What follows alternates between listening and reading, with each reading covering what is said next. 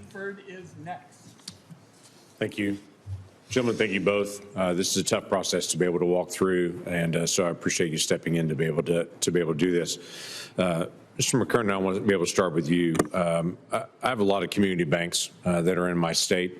It's incredibly important for the small businesses in our state to have access to capital, but the capital requirements are different for community banks than they are for big banks as far as their leverage ratio. There's a standard between 8% and 10% leverage ratio for community banks. They sit at 9% right now. During COVID, it was 8%. They all did fine during that time, during that stress time on it. It would open up access to a lot of capital for that leverage ratio to go to 8%, which is allowed. And it still doesn't equal what the big banks' leverage ratio is. They've got even more generous leverage ratio. So what I'm trying to figure out is to get greater ability for community banks to be able to thrive, make loans to small businesses in their communities. What's your concern on something like that, or do you have a concern? No, Senator, no concern. I think you've raised an important issue here. Obviously, the banking agencies will have to make the decision on whether to revisit the community bank leverage ratio. But from a Treasury perspective, if I'm confirmed, I would certainly be advocating for a fresh look at this issue. As you say, we've really got to have a financial regulatory system that preserves a central role for community banks in the financial system of the future. And this may be one change we can make to facilitate that. That'd be helpful. So community banks are always afraid of growing. And it drives me crazy that we've literally got a cap on certain businesses, banking, to say if you grow too much, then we're going to find ways to be able to punish you with more examinations, and try to be able to literally slow it down. So a lot of our community banks, when they start growing it, they begin to approach 10 billion.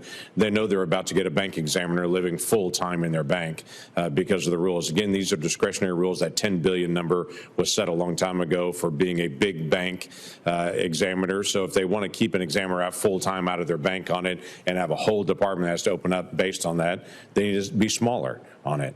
I just think that's a problem on it. Again, I'm not going to ask you to commit to that, but I think it's something we need to be able to look at. One of the things I do want to be able to talk about is in the last 2 decades, thankfully, we've not had a lot of bank failures. We continue to have strong banks around the country. But just a few years ago under the Biden administration, when Silicon Valley failed, they had a full coverage for that, everything. But at a small bank in Oklahoma that failed, and they said, tough luck. And it became clear that if you're well connected to the administration, they're going to make sure all your folks are covered, including Chinese investors that were in Silicon Valley. But if you're a bank in Oklahoma, it's a different standard. What that creates is instability across the country, where businesses don't want to invest in community banks because they don't know whether they're going to be made whole like it is on regional banks or a big bank. So you start pushing capital out. You know this well. We got to figure out a way to be able to find some system under FDIC to give stability to communities and community banks and small grocery stores and churches and those folks that put their dollars there, to be able to know that uninsured or non-interest bearing accounts are still going to have some kind of coverage there, so we don't have a flea of capital there. How do we solve that? Senator, this is an issue I think it's fair to say near and dear to the Secretary's heart. You're absolutely right. There is, I think, a market perception, contrary to law, that uninsured deposits at large banks are safer than they are at your local community bank. That can tend to create a system that actually entrenches the largest banks and disadvantages the community banks. One idea the Secretary has floated, I think he's very eager to see continued discussion on, is actually lifting the cap on deposit insurance for business payment accounts. That would actually obviously require legislation, but I think that would go a long way to leveling the playing field with respect to the deposit franchise and ensuring, again, that we have a central role for community banks in the financial system of the future. That's great. Thank you.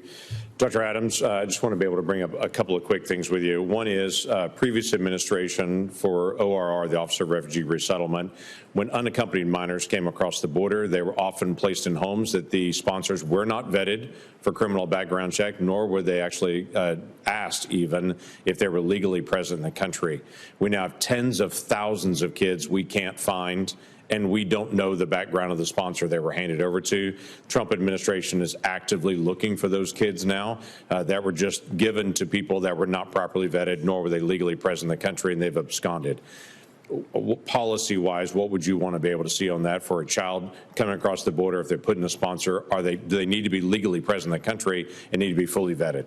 Yeah, simply put, the previous administration prioritized speed over safety. We will prioritize safety over speed and ensure that the best interests of these children are front and center in every decision that's made. Thank you for that.